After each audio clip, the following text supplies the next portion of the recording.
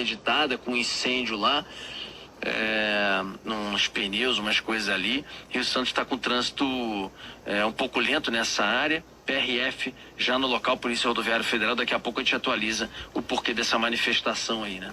10:08. Bom, indo ali para perto, em Mangaratiba, operação da Polícia Federal que começou a investigar depois que o número de eleitores cresceu muito no município, principalmente da galera fazendo transferência próximo ali à eleição. O Daniel Henrique, o número de eleitores chegou a ultrapassar o número de moradores da cidade, né? Bom dia para você. Exatamente, Agatha. Bom dia para você, Rodolfo, Vini, também para os nossos ouvintes. Hoje, na cidade de Mangaratiba, na Costa Verde, o número de eleitores já é maior do que o número de habitantes, e é justamente isso que o Ministério Público passou a investigar, um aumento repentino do colégio eleitoral da cidade. Para a gente ter uma ideia, em janeiro desse ano, havia 42.862 eleitores aptos no município, ou seja, pouco mais de 42.800. E aí, em outubro, que foi o mês das eleições municipais, esse número passou para 46.875, um aumento de mais de 4.000 eleitores só nesse ano. Só que, de acordo com o censo de 2022, que foi feito pelo IBGE, a população de Mangaratiba é de pouco mais de 41.220 habitantes, ou seja, 41 mil habitantes mais 46.875 eleitores. Mesmo a população estimada para esse ano, que é de 43.624, é menor do que a de eleitores aptos. E aí, no início de novembro, o MP acatou uma notícia-crime que foi apresentada pelo Arão de Moura, ele que foi o candidato que perdeu a eleição para prefeito, e consta a existência de um esquema de corrupção eleitoral em que os envolvidos pagavam eleitores para poder transferir o domicílio eleitoral de forma fraudulenta e votarem no candidato Luiz Cláudio Ribeiro, que foi quem venceu as eleições e foi eleito prefeito. No documento, o Ministério Público cita que é público e notório que o órgão observou uma quantidade irrazoável de postulantes à transferência de domicílio com diversas pessoas com documentação duvidosa. As pessoas apresentavam endereços falsos, ou então no endereço que eles apresentavam, os fiscais iam até lá e viam que a pessoa que morava lá nem conhecia a pessoa que apresentou esse endereço. Então, em abril, 5 pessoas foram presas dentro do Fórum de Mangaratiba, depois que apresentaram contra-cheques falsos para poder fazer essa transferência de domicílio eleitoral. E alguns meses depois também, um servidor do próprio Tribunal de Justiça foi preso em flagrante enquanto estava em uma ligação telefônica negociando a compra de votos. Ele prometia R$100 para a pessoa votar no candidato Luiz Cláudio, o que, segundo o MP, vai ao encontro do que foi informado nessa notícia crime. E aí, diante de toda essa situação, foi instaurado um inquérito policial para poder investigar esse caso. Lembrando que o Luiz Cláudio Ribeiro venceu a eleição para prefeito com uma diferença de 125 votos apenas, e a gente tenta contato com a defesa dele.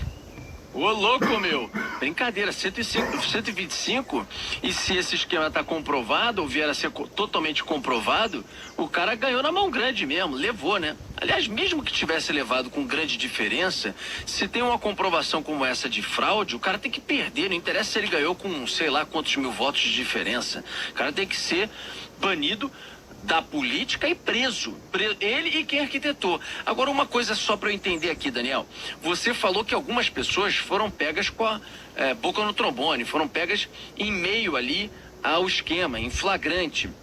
Por exemplo, 5 que estavam com contra-cheque falsificado na Justiça Eleitoral tentando registrar título. Um outro funcionário do Poder Judiciário que estava no telefone negociando compra de votos. Mas, no final das contas, o esquema ele aconteceu durante a eleição, porque esse crescimento de 4.000 novos eleitores às vésperas da eleição, esse crescimento ele aconteceu, a eleição transcorreu e o cara se elegeu. Ele é o atual prefeito de Mangaratiba? Ele foi eleito, ele é deputado. Ele era deputado. Ah, para eleição ele assumiria então a cidade, ou assume a cidade no ano que vem? Exatamente. Isso. Ele ganhou essa eleição agora. Isso. De semanas atrás. Então, alguns casos foram pegos em flagrante.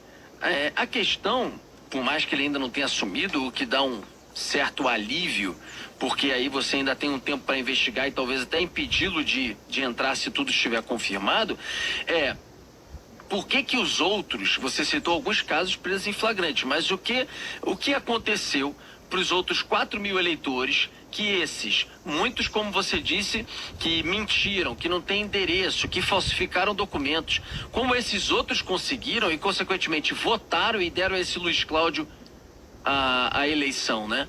É interessante perguntar isso à Justiça Eleitoral.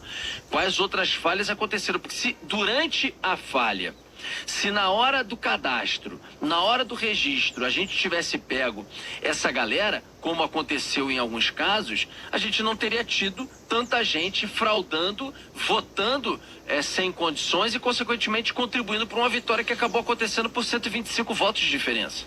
E no total, nesse ano, foram mais de 5.500 pedidos dessa transferência domiciliar. O que a MP fala é que desses 5.500, pelo menos 1.500 foram indeferidos pela Justiça Eleitoral. Essa transferência por causa dessas inconsistências que os fiscais foram até o local, viram que o endereço nem existia, ou então era outra pessoa que morava por lá e que nem conhecia a pessoa que estava dizendo que morava naquele endereço, mas talvez por ter toda essa demanda de 5.500 novos pedidos, talvez alguns casos passaram, né? Então, dos 5.500, eles travaram 1.500, Exato. mas em tese 4.000, que 4.000 representa passaram. 10%, né? 10% da população da cidade, esses conseguiram. E o que eles estão fazendo agora é revisitando os processos para ver se os outros, dos 4.000, os outros conseguiram entrar, conseguiram burlar, conseguiram passar pela fiscalização e votar sem ter o direito, é isso? É isso que o Ministério Público e a Polícia Federal estão investigando também, com apoio do Ministério Público, com apoio da Justiça Eleitoral também. E agora tem que investigar e levar a fundo, Agatha, para ver como que você também comprova nesses novos casos e eventualmente novas fraudes, ligação com o deputado Luiz Cláudio. Porque senão a gente pode ter eventualmente